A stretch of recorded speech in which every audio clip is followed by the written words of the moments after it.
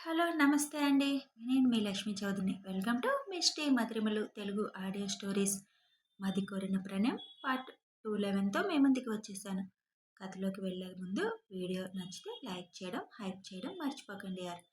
ఇక కథలోకి వెళ్ళిపోదాం. భూమి కలెక్టర్గా ఛార్జ్ తీసుకోవడానికి ముహూర్తం వైజయంతి గారు పెట్టించడంతో భూమి, దక్ష్ ఢిల్లీ నుంచి బయలుదేరుతారు.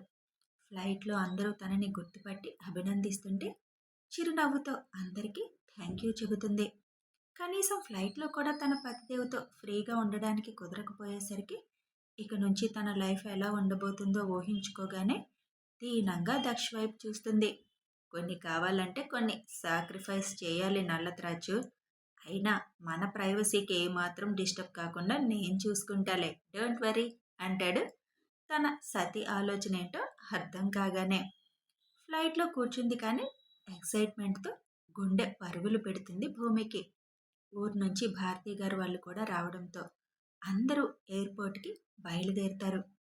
కలెక్టర్ అమ్మగా ఛార్జ్ తీసుకోవడానికి ఎయిర్పోర్ట్ నుంచి కలెక్టరేట్కి వెళ్తుంది కాబట్టి అక్కడే తనకి స్వాగతం చెప్పాలి అని అందరూ బయలుదేరుతారు. ఈరోజు రెండు విశేషాలు వాళ్ళకి. ఒకటి, భూమి కలెక్టర్గా ఛార్జ్ తీసుకొని ఇంట్లో అడుగు పెడుతుంటే బుడ్డోడికి 3వ నెల వచ్చేయడంతో నైని బుడ్డోడిని తీసుకొని అత్తగారింట్లో అడుగు పెట్టబోతుంది. భూమి వచ్చాక తనే హారతిచ్చి లోపలికి ఆహ్వానించాలి అని నైని కోరిక కావడంతో భూమి వచ్చాకే తను రావాలని నిర్ణయించుకుంది. కానీ ఎయిర్పోర్ట్కి మాత్రం తన ఫ్రెండ్కి బుడ్డోడు వెల్కమ్ చెబుతాడు అని బుడ్డోడిని కూడా తీసుకొని వస్తుంది. అదంతా అద్వైత కోరిక. అప్పటికే భూమిని గవర్నమెంట్ తరపున అన్ని సదుపాయాలతో కలెక్టరేట్కి తీసుకువెళ్ళడానికి పోలీస్ అధికారులు, కలెక్టరేట్లో ఉండే అధికారులు, డిప్యూటీ కలెక్టర్తో సహా అందరూ స్వాగతం పలకడానికి ఎయిర్పోర్ట్కి చేరుకుంటారు. ఇంకో పక్క ఎన్ని రోజులుగానో భూమి వాళ్ళని దెబ్బతీయాలని ఎదురు చూస్తున్న శత్రుమోక కూడా ఎయిర్పోర్ట్కి చేరుకొని ఒక పక్కగా కారులో వెయిట్ చేస్తూ ఉంటారు. ఫ్లైట్ ల్యాండ్ అవగానే చిన్న నెర్వస్ స్టార్ట్ అవుతుంది భూమికి. ఎయిర్పోర్ట్ నుంచి కలెక్టరేట్కి వెళ్ళాలి కాబట్టి ఢిల్లీలోనే అందుకు తగ్గట్టుగా రెడీ అయిపోయింది. దక్ష్ చేయి పట్టుకుంటుంది. ఫ్లైట్ దిగడానికి ముందు కలెక్టర్ కంటే కూడా ముందుగా మేజర్ అనే పదవి నిన్ను వరించింది. ఒక మిలిటరీ మేజర్ అంటే ధైర్యానికి మారుపేరు. నువ్వు చేసిన సాహసానికి వాళ్ళిచ్చిన అరుదైన అవకాశం అది. మేజర్ అంటే ఎటువంటి నర్వస్ ఉండకూడదు, సింహంలా బరిలోకి దిగడమే. అయినా నా నల్లత్రాచి ఇంకా ఇలా నర్వస్ అవడం నాకు నచ్చడం లేదు అని చిన్నగా అనడంతో అలా ఏం లేదులే, కానీ కొంచెం ఎలా ఉంటానో అన్న చిన్న ఆలోచన అని అంటుంది. నీకేం, నువ్వు అనుకున్నది చేయడానికి నీకు దొరికిన అవకాశం ఇది.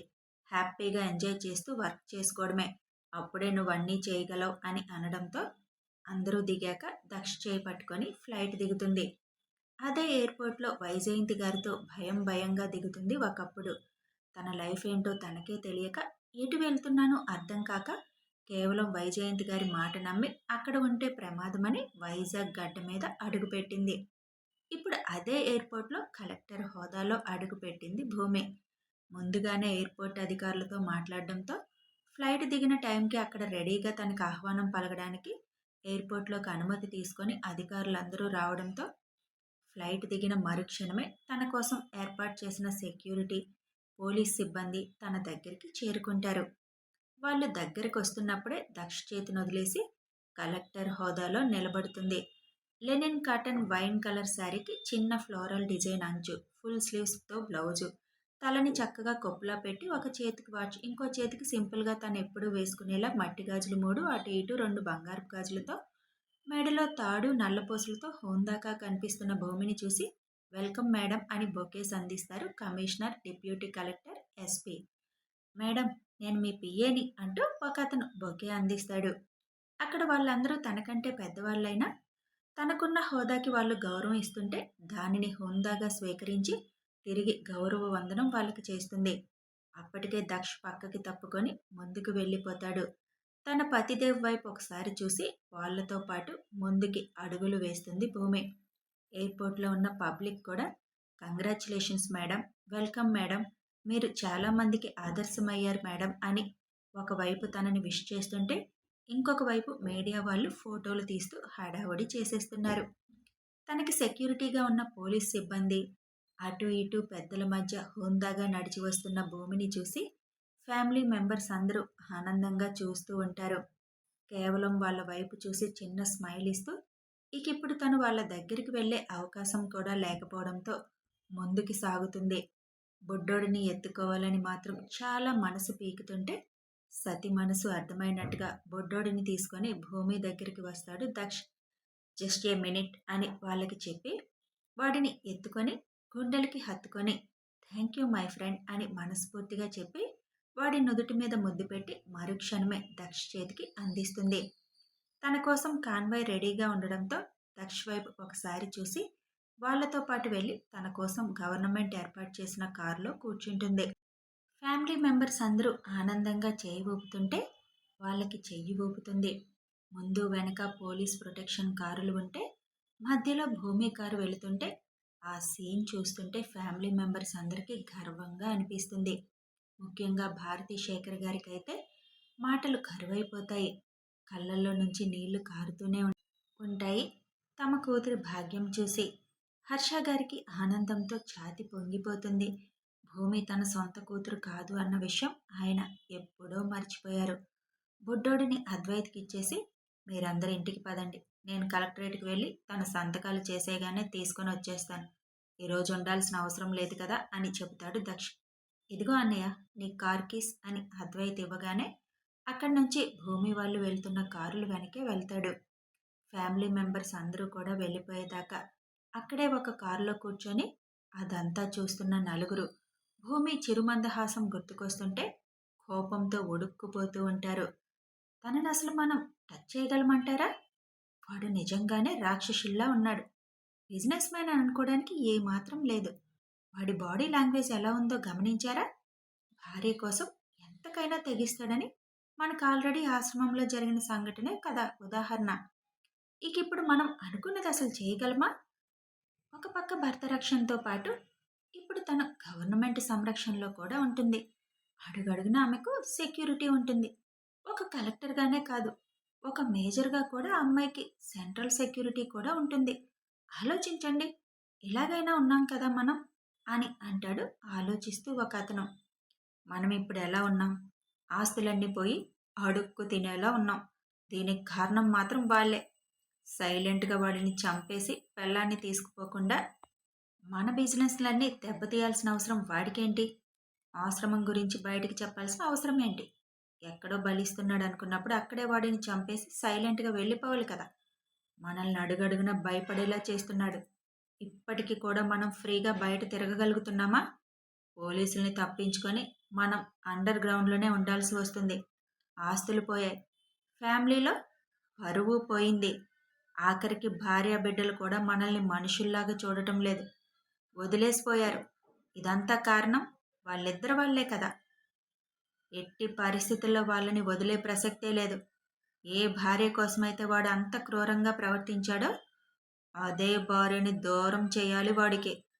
అందులో ఇప్పుడు చాలా హ్యాపీగా ఫీల్ అవుతున్నాడు కదా, తన భార్య కలెక్టర్ అయ్యిందని. వాళ్ళు అంత సంతోషంగా ఉండడం నచ్చడం లేదు. మీకెవ్వరికి భయం ఉన్నా వెళ్ళిపోండి. ఎలాగో దొంగచాటుగా బతకాల్సిందేగా జీవితాంతం. కనీసం మన రూపాలైనా మనం కరెక్ట్గా చూపించుకోగలుగుతున్నామా? నెత్తిన జుట్టు పీకించేసి మీసాలు లేకుండా పిచ్చోళ్ళలా తిరుగుతున్నాం మనం. మీరెవరు నాకు హెల్ప్ చేసినా చేయకపోయినా, నాతో ఉన్నా ఉండకపోయినా నేనైతే అనుకున్నది చేసి వెళ్తా. ఎలాగో దొంగ బతికే కదా బతుకుతున్నాను. కనీసం వాళ్ళని నాశనం చేసి వాళ్ళ సంతోషాల్ని కాలరాసి చచ్చినా పర్వాలేదు అని అంటాడు ఒకడు. నువ్వన్నది నిజమేలే. మనం ఫ్యామిలీలకి దూరంగా అయిపోయి కనీసం నలుగురిలో బతకడానికి లేక దొంగ బతుకులు బతుకుతున్నాం. వాళ్ళు హ్యాపీగా బతుకుతున్నారు. మనం ఎందుకు వాళ్ళ ఆనందాల్ని ఉండనివ్వాలి? ఏం చేద్దాం మరి అని అంటాడు ఇంకొకడు. ఇప్పుడేగా మొదలుపెట్టింది, ముందు కలెక్టర్ అమ్మకి స్వాగతం పలుకుదాం, మనం కూడా వేషాలు మార్చి అని అక్కడి నుంచి బయలుదేరుతారు నలుగురు. ఇప్పుడు మనం ఎలా వెళ్తాం లోపలికి? ఎంత వేషాలు మార్చినా ఏ వంక పెట్టుకొని వెళ్తాం అని అడుగుతాడు ఫస్ట్ నుంచి కొంచెం భయంగానే ఆలోచిస్తున్న అతను. నీకు చాలా భయంగా ఉన్నట్టుంది, ఇక్కడే దిగిపోతావా అని అడుగుతాడు కోపంగా అసలు వాడు. భయమని కాదు, అసలెలా వెళ్ళగలం? ఏ రూపంలో వెళ్ళగలం? అని అడుగుతున్నాను. కాసేపట్లో తెలుస్తుంది కదా! ఏ రూపంలో వెళ్తామో. స్వాగతం పలకాలి కదా! అని అంటాడు నవ్వుతూ. అక్కడి నుంచి డైరెక్ట్‌గా వనజ వాళ్ళ కోసం బస ఏర్పాటు చేసిన ఇంటికి వెళ్తారు. అప్పటికే అక్కడ కొంతమంది రెడీగా ఉండడంతో వీళ్ళెవరు? అని అడుగుతాడు అతను. మనం వెళ్ళబోయేది వీళ్ళతోనే. వీళ్ళ రూపంలోనే అని ఎన్నో విజయాలు సాధించి కలెక్టర్‌గా వచ్చారు కదా ఆమె. మీరందరూ ఈ ఊరి వాళ్ళేగా? మరి ఆ అమ్మాయికి ఘనంగా స్వాగతం పలకాలని మాకు చాలా ఆశగా ఉంది. అది కూడా వినూత్నంగా. అదెలా అని అర్థం కాలేదు. అందుకే మిమ్మల్ని పిలిపించాం. సరదాగా మనం సంతోషం వ్యక్తం చేద్దాం. కలెక్టర్‌గా ఇక్కడికొచ్చినందుకు అంటాడు అతను. అలాగే బాబు. త్వరగా కానివ్వండి వెళ్దాం అని వాళ్ళు అనడంతో వాళ్ళలాగే రెడీ అయిపోతారు. అప్పుడు గాని అర్థమవ్వలేదు అతనికి ఎలా వెళ్ళబోతున్నాము అనేది. అక్కడి నుంచి బయలుదేరుతారు అందరూ. భూమి డైరెక్ట్‌గా కలెక్టరేట్‌కి వెళ్ళేసరికి అక్కడ సిబ్బంది అందరూ స్వాగతం పలకడానికి రెడీగా ఉంటారు. కారులో నుంచి దిగగానే అందరూ వెల్కమ్ మేడం అని చెబుతూ బొకేలిస్తూ లోపలికి ఆహ్వానిస్తారు. ఆల్రెడీ ఢిల్లీలో అందరి ముందు డాక్యుమెంట్స్ మీద సైన్ చేసేయడంతో ఇక సింపుల్‌గా ఇక్కడ పూర్తి చేయాల్సిన ఫార్మాలిటీస్ పూర్తి చేసి అందరి సమక్షంలో తన ఛార్జ్ తీసుకుంటున్నట్లుగా సంతకం చేస్తుంది. తన క్యాబిన్ మొత్తాన్ని ఒకసారి కలయి చూసి కుర్చీలో కూర్చుంటుంది. మేడం, సార్ మీకోసం ఈ గిఫ్ట్ పంపించారు అని అక్కడున్న అటెండర్ లోపలికి తీసుకొచ్చి ఇచ్చి వెంటనే ఓపెన్ చేయమన్నారు మేడం అని చెబుతాడు. గిఫ్ట్ అని వెంటనే చేతిలోకి తీసుకొని దానిని ఓపెన్ చేస్తుంది భూమి. భూమిక నక్షత్రం జిల్లా కలెక్టర్ అని ఉన్న అందమైన అక్షరాలతో చెక్కిన నేమ్ బోర్డ్ చూడగానే ఇది కూడా రెడీ చేయించేశారా నా రాక్షస్ అని మనసులోనే అనుకుంటూ గుమ్మం వైపు చూస్తుంది. తన రామ్ ప్రజెన్స్ తెలియగానే చిన్న స్మైల్ చేస్తూ ఫోటో తీయాలి అని సైగ చేయడంతో నేమ్ బోర్డ్ టేబుల్ మీద పెట్టి సరిగ్గా సర్దుకొని కూర్చుంటుంది. అది గమనించిన పిఏ కొంచెం అందరూ సైడ్కి రండి అని చెప్పడంతో అందరూ పక్కకు వచ్చేస్తారు. ఫోటో తీసి కంగ్రాచ్యులేషన్స్ కలెక్టర్ గారు అని గుమ్మంలో నుంచే చెప్పేసి అక్కడి నుంచి బయటకు వెళ్ళిపోతాడు దక్ష్. ఆ ఫోటోని ఫ్యామిలీ మెంబర్స్ అందరికీ షేర్ చేస్తాడు.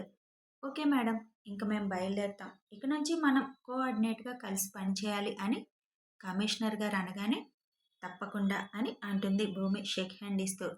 అక్కడి నుంచి పెద్దలందరూ వెళ్ళిపోగానే పియ్యని పిలిచి ఇప్పుడు అర్జెంటుగా నేను సైన్ చేయాల్సిన ఫైల్స్ ఏమైనా ఉన్నాయా?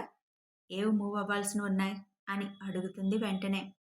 గవర్నమెంట్ పేదలకు ఇచ్చిన స్థలాలు పంపిణీ చేయడానికి స్థలాలను గుర్తించి అవి వాళ్ళకి ఉపయోగపడతాయి ఇల్లులు కట్టుకోవడానికని తయారు చేసిన డాక్యుమెంట్స్ ఉన్నాయి మేడం. ఇంతకుముందు ఉన్న కలెక్టర్ గారు చేయాల్సింది, కానీ ఆయన లీవ్ మీద వెళ్ళిపోవడంతో పెండింగ్లో పడిపోయాయి అవన్నీ. ఆ తర్వాత కొద్ది రోజులు ఆపేయమని గవర్నమెంట్ చెప్పింది. ఇప్పుడు మళ్ళీ వాటిని మూవ్ చేయమన్నారు మేడం. అవన్నీ రెడీ అయిపోయాయి. మీరు సంతకం చేసేస్తే గవర్నమెంట్కి అవి పంపించొచ్చు మేడం అని అనడంతో ఓకే, ముందు ఆ ఫైల్ ఇవ్వండి అంటుంది భూమి. పిఏ ఆ ఫైల్ భూమి ముందు పెట్టగానే దాన్ని మొత్తం స్టడీ చేస్తూ ఇంజనీర్స్ కరెక్ట్గా చెక్ చేశారా? ఆ స్థలాన్ని ప్రాబ్లం ఏం లేదు కదా? అన్ని డాక్యుమెంట్స్ కరెక్ట్గా ఉన్నాయా అని అడుగుతూ ఆ స్థలాలను పరీక్షించి చూసిన ఇంజనీర్స్ ఇక్కడ ఉన్నారా అని అడుగుతుంది. ఎస్ మేడం అని వాళ్ళని పిలవడంతో వాళ్ళతో కూడా మాట్లాడి అన్నీ కరెక్ట్గా ఉన్నాయి అనిపించడంతో మొదటి సంతకం వాటి మీదే చేస్తుంది. అప్పుడే బయట వాయిద్యాలు మోగిస్తున్న శబ్దం రావడంతో ఏంటా శబ్దం అని అడుగుతుంది. ఎవరో మీకు స్వాగతం పలుకుతూ వచ్చినట్టున్నారు మేడం. ఇలాంటివి కామనే అని అంటారు. కలెక్టరేట్ లోపల అలాంటి సౌండ్స్ ఉండకూడదు కదా, వెళ్ళి వాళ్ళని ఆపేయమని చెప్పండి అని పిఏతో చెబుతుంది భూమి. అతను వెళ్ళి 2 నిమిషాల తర్వాత లోపలికొచ్చి మేడం, ఒక్కసారి మిమ్మల్ని కలవాలి అనుకుంటున్నారు. 1 నిమిషం మీతో మాట్లాడి వెళ్ళిపోతాం అంటున్నారు అని చెబుతాడు. ఓకే, నేను వాళ్ళతో మాట్లాడొస్తాను. ఈలోపు అడ్మినిస్ట్రేట్లో ఉన్న వాళ్ళందరినీ మీటింగ్కి సమావేశపరచండి అని చెప్పి బయటికి వెళ్తుంది. భూమి బయటికి రాగానే వాళ్ళు తెచ్చిన వాయిద్యాలను మోగిస్తూ జానపద పాటలు పాడుతూ నృత్యాలు చేస్తూ వాళ్ళ సంతోషాన్ని వ్యక్తం చేస్తుంటే కొంతమంది వాళ్ళతో వచ్చిన నలుగురు మాత్రం డప్పులు మోగిస్తూ త్వరలో నీ పాడి కట్టి తీసుకుని వెళ్తున్నప్పుడు ఇదే డప్పు మోగించాలి అని కసిగా చూస్తూ అనుకుంటారు. అందులోనే మెయిన్ వాడు ఒక దండ తీసుకొనొచ్చి అక్కడున్న ఆడావిడకిచ్చి, మేడం, స్వయంగా ఇది మేమే కట్టి తీసుకొచ్చాం మీ మెడలో వేయాలని. వేయించుకోండి మేడం అని అంటాడు. బలిచ్చే ముందు మేకకి వేస్తున్నట్లు ఊహించుకుంటూ. వద్దు, అలాంటివి నాకిష్టముండదు. ఇక ఈ సౌండ్స్ కూడా ఇక్కడ చేయొద్దు. ఇక్కడ కొన్ని రూల్స్ ఉంటాయి. గేటు బయటే ఏదైనా. లోపలికి వచ్చి ఇలాంటివన్నీ చేసి మిగతా వాళ్ళకి ఇబ్బంది కలిగించే పనులు చేయొద్దు. ఇక మీరందరూ వెళ్ళండి. ఎవరికైనా ఏదైనా ప్రాబ్లం ఉంటే తప్పకుండా ఇక్కడికొచ్చి మీరు చెప్పుకోవచ్చు అని చెప్పి లోపలికి వచ్చేస్తుంది భూమి. ఇక పదండి అందరూ అని అక్కడి నుంచి సెక్యూరిటీ వాళ్ళు బయటికి పంపించేస్తారు. వెళుతున్న వాళ్ళని చూస్తూ ఉంటాడు దక్ష్. కలెక్టరేట్లో ఉన్న అడ్మినిస్ట్రేట్లో ఉన్న వాళ్ళందరితో సమావేశమవుతుంది. అందరూ వాళ్ళ పేర్లు చెబుతూ వాళ్ళు అక్కడ ఏ పొజిషన్లో ఉన్నారో చెబుతారు. అంతా అయిపోయాక భూమి మాట్లాడుతూ, అవినీతి, పని పట్ల నిర్లక్ష్యం, పబ్లిక్ పట్ల అలసత్వం అనేది మాత్రం నేనుండగా ఇక్కడ ఉండకూడదు. అలా జరిగితే మాత్రం నేను అస్సలు ఊరుకోను. ఎవరి పని వాళ్ళు సక్రమంగా నిర్వర్తించాలి. అలసత్వం ఎవరైనా చూపిస్తే మాత్రం నేను వాళ్ళని ఏమాత్రం ఉపేక్షించను. వెంటనే విధుల నుంచి వాళ్ళని తప్పించడానికి కూడా ఆలోచించను. అలా అని నేను ఒక కలెక్టర్ హోదాలో మీ మీద ఏమి అథారిటీ చూపించాలి అని కూడా అనుకోను. ఫ్రెండ్లీగానే మూవ్ అవుతాను. కాబట్టి మీ ప్రాబ్లం ఏమైనా ఉంటే నాకు చెప్పొచ్చు. తప్పు మాత్రం జరగకుండా చూసుకోండి అని తను చెప్పాల్సింది చెప్పేస్తుంది. ఓకే మేడం అని అందరూ సంతోషంగా తమ సమ్మతిని తెలియచేస్తారు. 10 సంవత్సరాలు మనం కలిసి పనిచేయాలి కాబట్టి ముందు అలాగే చెబుతారు, అవినీతి ఉండదని. తర్వాత లొంగిపోతారు అని మీ మనసులో ఏదైనా ఉంటే అది తుడిచిపెట్టేయండి. నా గురించి ఆల్రెడీ మీకు ఒక క్లారిటీ వచ్చే ఉంటుంది కదా. ఈరోజు ఎలా ఉన్నాను, 10 సంవత్సరాల తర్వాత దేవుడు చల్లగా చూస్తే ఈ ఆఫీస్ నుంచి నేను బయటకు వెళ్ళేటప్పుడు కూడా అలాగే వెళ్తాను. కాబట్టి పని విషయంలో మాత్రం ఎవ్వరూ అశ్రద్ధగా ఉండడానికి వీల్లేదు. ఇక్కడ ధనిక, భేద అనే భేదాలు కూడా చూపించొద్దు. సమస్య అని ఎవరొచ్చినా తప్పకుండా వాళ్ళ సమస్యని తెలుసుకోండి. దానికి పరిష్కార మార్గం చూడండి. చిన్నదైనా పెద్దదైనా కూడా నాకు తెలియజేయడానికి ఏమాత్రం సంకోచించొద్దు. మన అడ్మినిస్ట్రేషన్ మంచి పేరు తెచ్చుకోవాలి అని అంటుంది భూమి. తప్పకుండా మేడం అని అందరూ ఒక కంఠంతో అంటారు. కాసేపు వాళ్ళందరితో ఫ్రెండ్లీగా మాట్లాడి ఇక రేపటి నుంచి సమయానికి అందరూ వచ్చేయాలి, సమయం దాటకూడదు కూడా అని చిన్న సైజు వార్నింగ్ ఇచ్చేసి అక్కడి నుంచి బయలుదేరుతుంది. అప్పటికే చాలామంది వినతి పత్రాలు పట్టుకొని బయట జనాలు ఉండడం చూసి, ఈరోజు కాదు రేపు మేడం బాధ్యతలు ఫుల్గా మొదలు పెడతారు అని పిఏ చెబుతున్నా, అమ్మా నువ్వొచ్చావు, ఇక మా జీవితాలు బాగుపడతాయి అనుకుంటున్నాం, కొంచెం మా సంగతి చూడమ్మా అని వాళ్ళు అంటుంటే పిఏని వారించి వాళ్ళందరి దగ్గర తనే వినతి పత్రాలు స్వీకరించి, తప్పకుండా వీటిని నేను చూస్తాను. వీటిల్లో మీరు కోరినవి న్యాయబద్ధంగా ఉంటే అవి మీకు చెందేలా నేను చూస్తాను. అది కూడా తొందరలోనే అమలయ్యేలా చూస్తాను అని చెబుతుంది. ధన్యవాదాలమ్మా, అన్నీ న్యాయబద్ధమైనవే మేం కోరుకుంటున్నాం. చల్లగా ఉండు తల్లి అని అడ్డు తప్పుకుంటారు అందరూ. అవన్నీ పిఏ చేతికిచ్చి వీటిని జాగ్రత్తగా పెట్టండి, రేపొచ్చి చూస్తాను అని అందరికీ అభివాదం చేస్తూ అక్కడి నుంచి ముందుకి వస్తుంది. తన కోసం డ్రైవర్ డోర్ ఓపెన్ చేయగానే, ఈరోజొద్దు రేపటి నుంచి మీరు వచ్చేసేయండి అని తన కాన్వాయ్ సెక్యూరిటీకి చెప్పి అప్పటికే కారులో రెడీగా ఉన్న దక్ష్ దగ్గరికి వచ్చి కారు ఎక్కుతుంది. కలెక్టరేట్ గేటు బయటికి కారు వెళ్ళేదాకా అదే హుందాతనం ప్రదర్శించి కారు బయటికి వెళ్ళగానే హమ్మా అంటూ సీటుకి రిలాక్స్గా ఆనుకొని కూర్చుంటుంది. ఏంటి, అప్పుడే అలసిపోయావా అని అడుగుతాడు దక్ష్ నవ్వుతూ. అలసిపోవడం కాదు బాబోయ్, ఆ సీటు చాలా పవర్ఫుల్. అందులో కూర్చుంటుంటే ఒక రకమైన ఫీలింగ్, చెప్పడానికి కూడా అర్థం కావడంలో ఆ ఫీలింగ్. ఎంతోమంది నా మీద చాలా నమ్మకాలు పెట్టేసుకున్నారు. వాళ్ళందరి నమ్మకాల్ని నిలబెట్టగలగాలి. అది చేయగలనా లేదా అని చిన్న భయం స్టార్ట్ అయిపోయింది అప్పుడే. ఎందుకంటే పాలిటిక్స్, మన పాలిటిక్స్ మామూలుగా లేవు కదా అంటుంది భూమి. నీకైతే మాత్రం దూసుకుపోయే అధికారం ఉంది.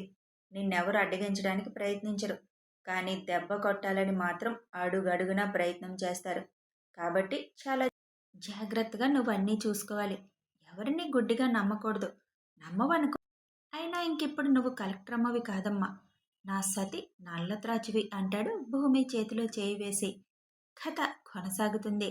మరి మన భూమి ఎలా తన బాధ్యతలు నిర్వర్తించగలుగుతుంది? వీళ్ళు అనుకున్నట్టు జరుగుతుందా? దక్ష్ జరగనిస్తాడా? తెలియాలి అంటే కథని ఫాలో అయిపోండి. వీడియో నచ్చితే లైక్ చేయండి, షేర్ చేయండి, కామెంట్ చేయండి, సబ్స్క్రైబ్ చేసుకొని సపోర్ట్ చేయండి. Thanks for watching and listening.